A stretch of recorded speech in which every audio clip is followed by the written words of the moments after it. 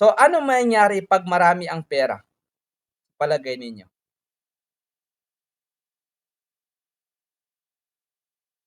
Okay, sa example, galaul maisha. Tafaddal ya Sheikh Mus'ab, galaul maisha, tafaddal. Magiging galaul maisha. Tama po, masya Allah. Magiging galaul Inflation, opo. inflation. Opo. So, i-explain mo daw sa amin paano magiging inflation 'yon, ay dadami ang pera nila. Barakallahu fik akhi Mus'ab. Tafaddal. Ano po, kung dadami yung pera, depende po yan sa ano sa supply ng equivalent supply ng ano ng country. Ganun. For example, in terms of supply ng produce ng ibig sabihin mga prutas.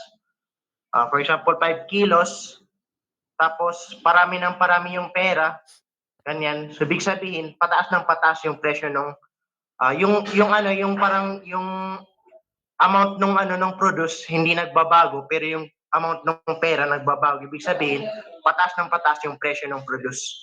Opo. So, magiging galaul maisha. Sabi ni Al-Makrizi, barakallahu fikum, or inflation in English. Barakallahu fik ya Sheikh Mus'ab.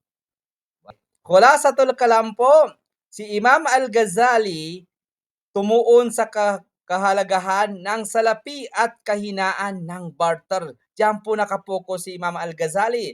Si Al-Damashqi po ipinaliwanag ang kalakalan, pangangailangan at presyo. Si Ibn Taymiyyah at kanyang estudyante na si Ibn Al-Qayyim tumuon sa supply, demand at katarungan sa kalakalan. Si Ibn Khaldun nagbigay ng mas malalim na pagsusuri, division of labor, supply and demand. Si Al-Makrizi po naglatag ng pagsusuri sa inflation at mismanagement. Ang lahat ng ito ay naging pundasyon, asal ng Islamic economic thought na tumutok sa katarungan, balanse at pag-iwas sa korupsyon sa larangan ng ekonomiya. Barakallahu bikum. Okay, tuloy tayo. Yan po ang khulasatul kalam natin. Tandaan ninyo, napakaganda po ang Islamic economics. Dito din nag-aral yung mga, ano, sa palagay nyo, yung sa conventional economics. So, kukunin natin dyan. Andyan yung, meron pong tatlong bahagi, no?